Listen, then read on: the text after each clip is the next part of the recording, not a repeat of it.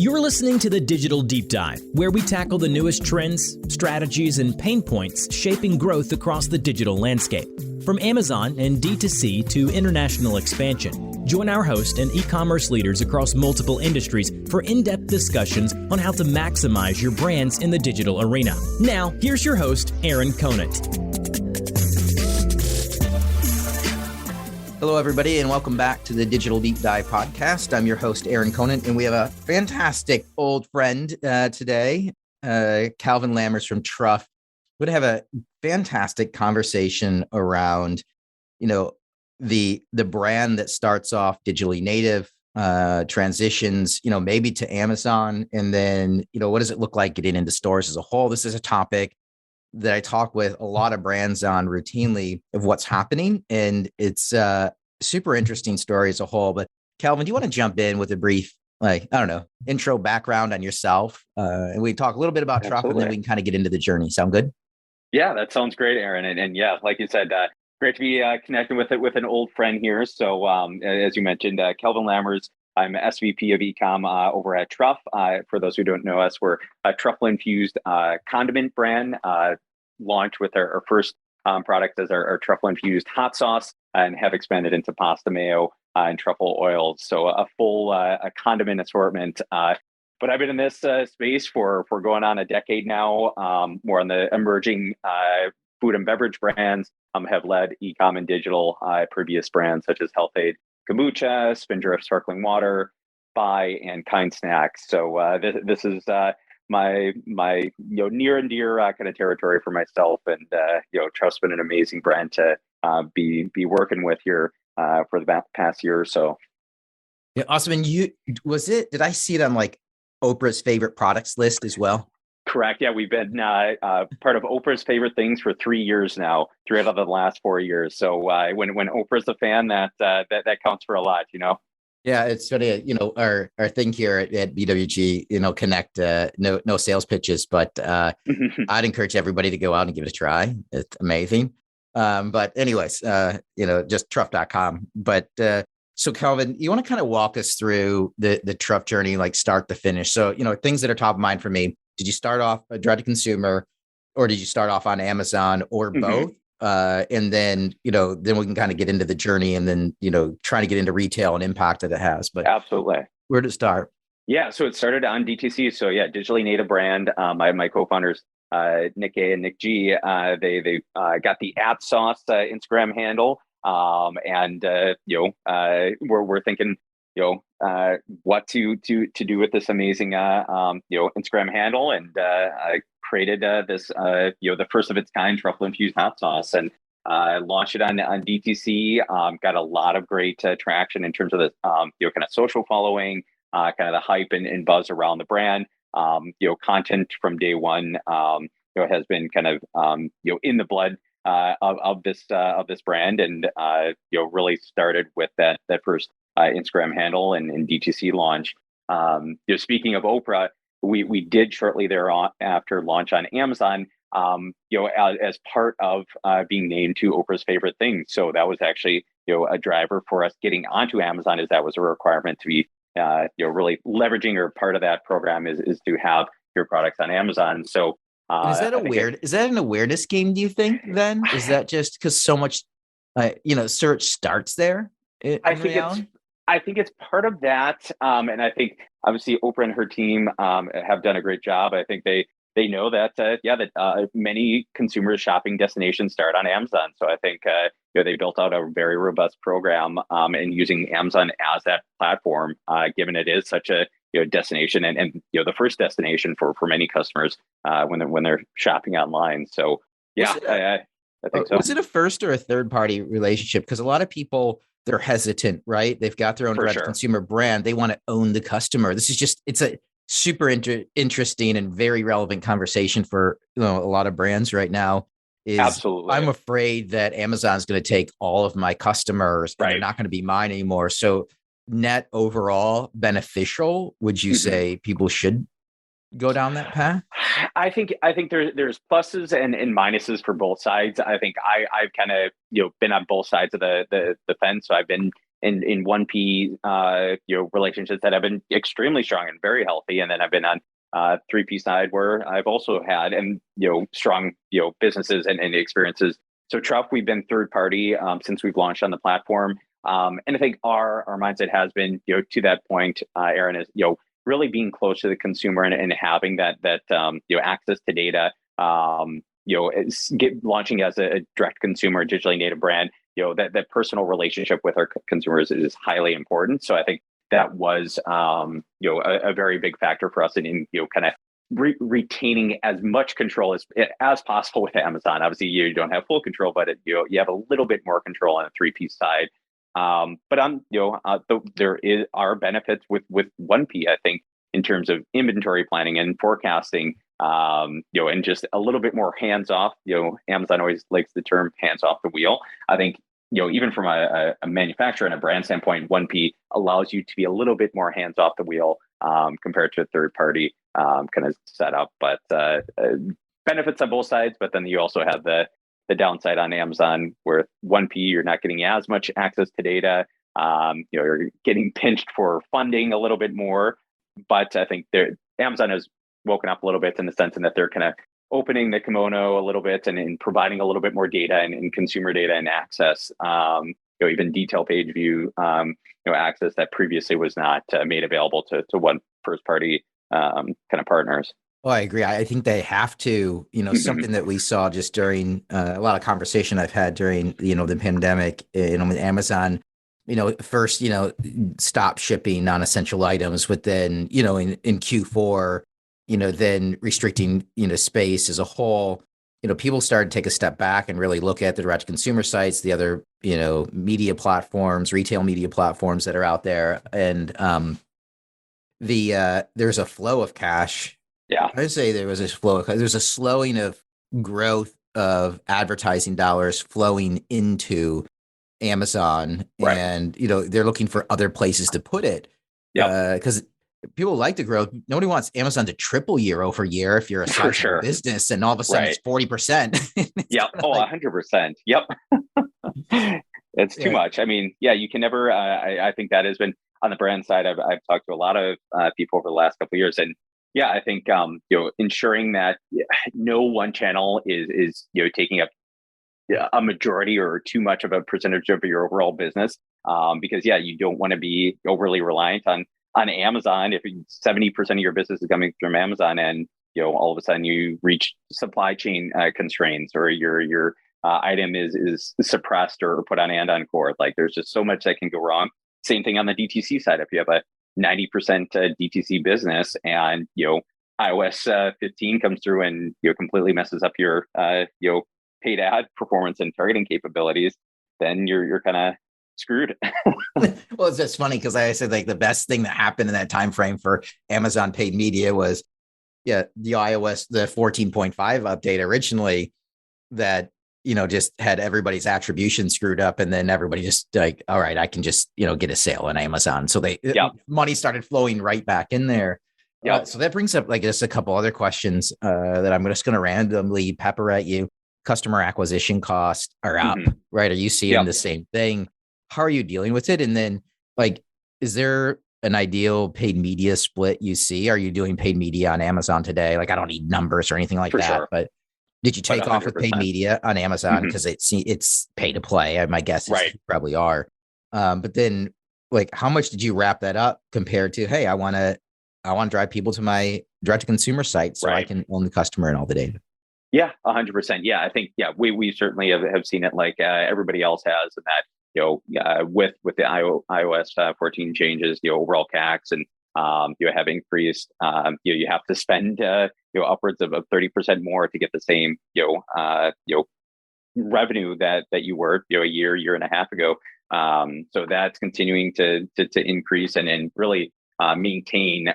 So I think our strategy has been diversifying. Again, our media mix, kind of same thing. What I was talking with, not being overly reliant on one sales channel. Same thing on the acquisition side. I think a lot of brands, we're very heavy on Facebook, IG, and then shifted, whether that's into TikTok or other media channels such as streaming TV. And finding those areas that you're maybe seeing a little bit more efficient, spend or kind of better returns, and not being overly reliant on some of these other channels. So I think that's been our approach, is constant testing and learning, testing out, whether that's streaming, TikTok, a lot of brands have gotten back into the more old school, direct mail or shared mail channels. So I think it's really been a good forced learning process for a lot of brands. Is it's no longer as kind of simple as just spending all of your dollars on Facebook for acquisition anymore. You have to have a complex and robust kind of customer lifecycle and journey strategy along with your media mix. Oh, I agree. I mean, it's funny though that like you bring up direct mail. A lot of people just think it's the old print catalogs or flyers and kind of spray and pray, but you've got these, platforms now that just can plug in on the back end like you would your SMS or your email, your ESP. You just do it with direct mail, and you have these interesting things where you have somebody that abandons cart, and you can send them, a little flyer in the mail that has the item they had in their shopping cart with a 10% off coupon on it or 25% off. And most people grab that and they're like, oh, it's a sign. I knew I should have bought that lamp. And they go back. The conversion rate is through the roof because most people aren't like we who live in e-com and digital all day, every day, and just, are looking for these ways to win in different manners. Like we notice that stuff. And we're like, oh, that's kind of cool what they're doing. Most people just like, it's a sign. It's a sign. And it's like, they've got to buy. Yeah, no, it is. It's that blending of, that first party data along with kind of some more traditional tactics. It's I think that's been one kind of funny takeaway, coming out of the pandemic is I think for, a good part of it, all the attention was on digital and online, kind of commerce, and that being the wave of the future. But there's a reason why a lot of these retailers have survived for and thrived for so many years, because they have these massive mounds of first party data to tap into with their acquisition as well. So I think there's a blending of these two worlds that is finally being seen. Omnichannel has been talked about for years and years, but I think we're finally seeing it actually kind of come into practice and in your reality, which is exciting. Yeah, I mean, so you touched on another point that I want to kind of tackle was, the transition to brick and mortar. I mean, especially, in the grocery space.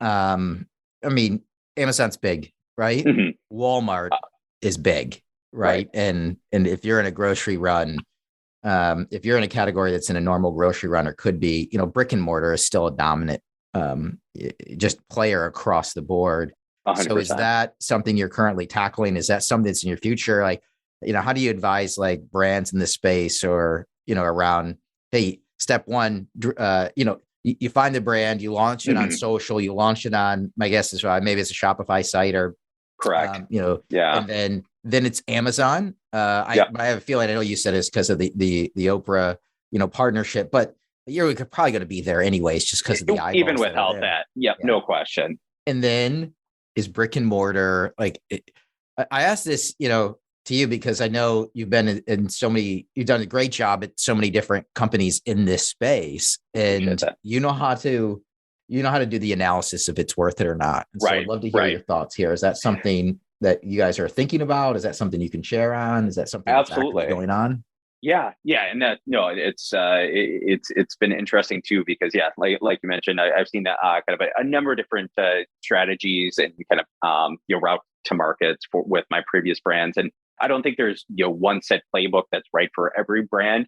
So I think there's some general kind of guidance I think that I've seen or picked up on, and I think TRUFF and our team and our co-founders have taken a really smart approach around that, where we're digitally native first, expanded, launch in DTC, Amazon as you mentioned, and then really use that success and those velocities to sell into the retail channels, because as we mentioned, majority of groceries are still bought via retail and offline, and that's in and of itself, being on shelf is another marketing channel, an awareness channel or a driver, more or less. So it is such an important and the primary way that most consumers are still kind of discovering and trying food and beverage brands. So we are very mindful, and not just kind of getting us into every possible retailer, because I think that's sometimes been the death knell, unfortunately, of some brands that maybe they got an offer to be into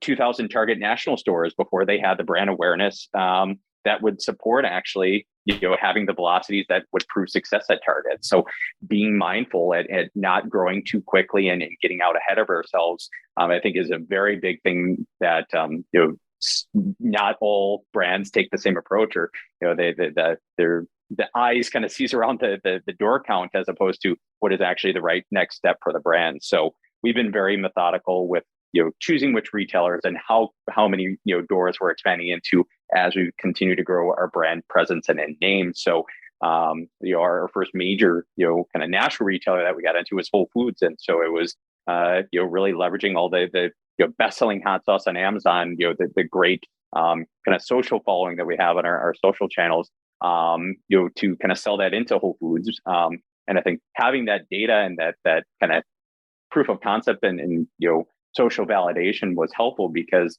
I think in maybe other instances, you might have brands that are a high premium price point. I mean, we have a $14.99 hot sauce that is at the higher end of the category, and without that data, I think it would have been easy for some retailers to say, no, it'll never work. But we had actual data and evidence that it does work, and works extremely well.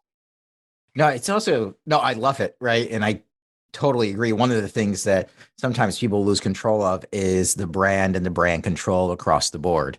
Mm-hmm. Right. And brand control, everybody thinks, well, maybe there's extra, third parties finding my product and reselling it, that, but it's also the real brand control is, in my mind, is also how much do you know about your brand and who's consuming it and how often they're consuming it. And the other thing is everybody talks about relationships as a whole and lifetime customer value. Right. But if you think of that as a relationship, I mean, that's where you want to get to. Right. And so 100%, which is, every relationship is built on communication. And so doing that look at how am I able to not only get in touch with my customers, the consumers, right? But also, how am I talking to them? What does that tech stack look like? Yeah. How often? What are the reasons I'm reaching out to them? Is it only when things go on sale? Is it only when they want to, if they have a subscription, when they want to renew?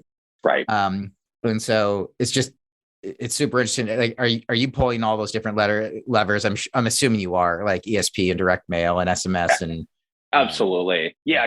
I think to that point, Aaron, because the brand was built on kind of our social channels. And so from day one, that engagement and one-to-one relationship was really the lifeblood of the brand. And so that's going to maintain throughout. So I think we're constantly looking at, how else can we better connect and, engage with our customers and our fans?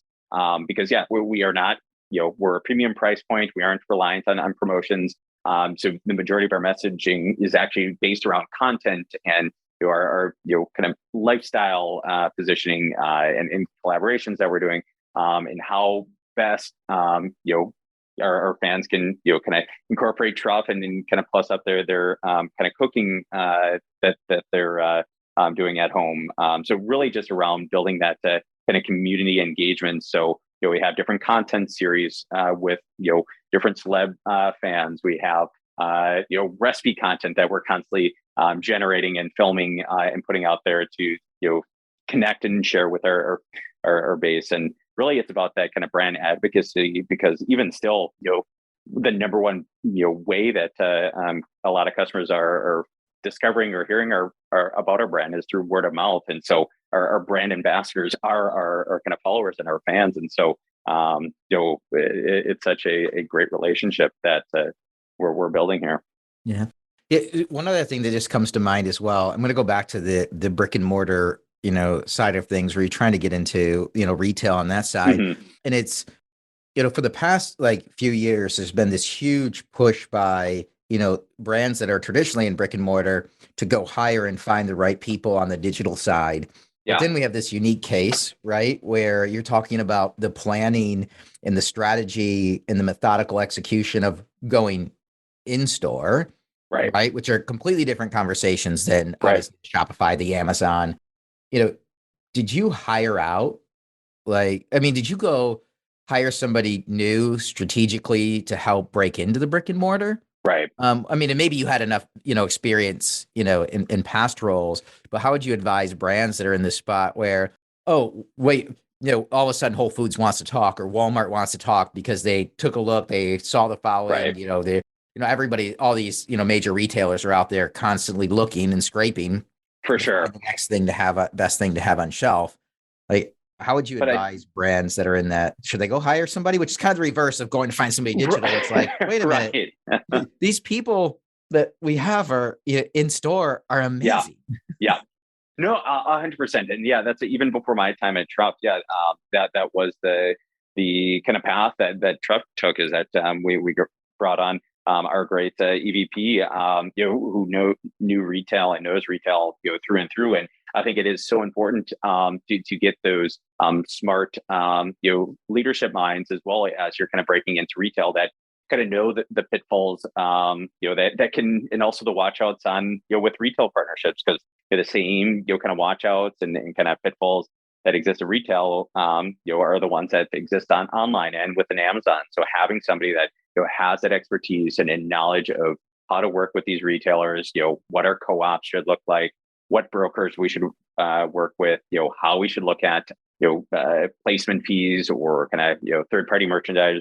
It's so valuable because it's just a, very complex world as well. And I think that's, having somebody that can help, set out that strategy and kind of vision for how you're expanding in retail is so important. Otherwise, you could be in that situation like some, emerging brands have gotten themselves into, where you have maybe a founder that gets, the option to expand into 5,000 Walmarts at their, 30% reduction on their standard SRP, and that's kind of the death spiral for the health of that brand. So I think it's highly important to do so. Oh no, I agree. Including if you think like I've talked to like large brands, but subscription based product, right? Right. And Yep. they end up getting into a Costco. Yeah. Right. And didn't strategically on the back end think that, wait a minute, I've got a product that people, want every month. If I give them a 14 pack, they just bought 14 months with it. My subscription model now is, and then on that side, then you have e-com teams that are scrambling, like, Right. all of a sudden month over month, sales keep going, a little bit down, a little bit down, a little bit down, and they're trying to course correct. Like, you can't. People just bought your most loyal customers just found it in Costco. So, that repeat rate is going to take a nosedive after that. Super interesting. And so are there other things that are popping up? Like, are there things like that you're focused on? What should people be thinking about, or what's concerning you over the next like 6 to 12 months? Yeah. I mean, outside of, I think we all know there's, inflation pressures going on right now and everything else. But, strategically, what are you thinking about? What should people be thinking about? I mean, you're connected with a ton of people across multiple industries as well. What's popping up in your conversations? Yeah, I would say just given the ever changing landscape. So obviously, e-com digital sales saw their highest kind of importance the last couple of years. But now as the shift kind of, the pendulum swings back to its retail, I think it's, the most important piece right now is, kind of attribution and data tracking and how you're actually kind of following and tracking those customers that you maybe brought on, via digital the past couple of years. And as they expand or kind of move back into a more omni-channel kind of ordering, going into brick and mortar a few days a week or ordering via Instacart, how are you actually tracking that customer that you maybe, spent, for $50 on a CAC to bring it into your DTC channel and following them through to their new kind of ways of ordering. So data attribution and sales attribution is my biggest kind of top of mind focus. And I think I've had a lot of good, exciting conversations around, a lot of retail media partners, and just media platforms in general. And that is such a big ask and big question mark that they need to solve for that. So I know Amazon, is continuing to roll out new, offline attribution, capabilities, Meta is as well. So that's going to be the biggest, I think, question mark is, gaining that offline, attribution as well to all of your digital touch points so that you have a more holistic view of where that customer is now going, so that you can also plan your strategy, as well as, you still need to, have your retention campaigns running, for customers that maybe are buying your product 80% of the time in store now. So how are you accounting for that within your data set if it's not exclusively via your Amazon or DTC business? Oh, I 100% agree. And like, we're getting to the point now where I think AI in the back end and, machine learning can start to, there's enough horsepower there and enough money flowing into that category, because anybody who figures that out, it's a multi-billion-dollar business overnight. Oh, it's massive. Yep. Everybody signs up for it, right? For sure. No, immediately. I'll be there first day. Yeah. And they literally can put any price on that they want, right? Like, that's just the reality, because it's a premium. It'll be so valuable for people to get a very accurate look at who their customer is, how they're spending on multiple different channels. If you hear of that company, let me know. And I'll be the first to shoot that your way. We'll and same to you. Yeah. You become an investor and we can bring you back on the podcast and let everybody know. I'll be there. Hey, Calvin, always great catching up with you, my friend. Thanks so much Aaron, for jumping on here today. Just totally appreciate your insights, your willingness to share all the time, your experience. You've been just a great friend and partner, supporter of the network for years now, and super appreciate you. Really appreciate it too. Thank you. Absolutely. With that, we're going to wrap up this episode. Again, I'm Aaron Conant. Thanks for joining us, and look forward to continuing our digital journey together. Everybody, take care, stay safe, and look forward to seeing you on a future episode. All right, everybody, take care now.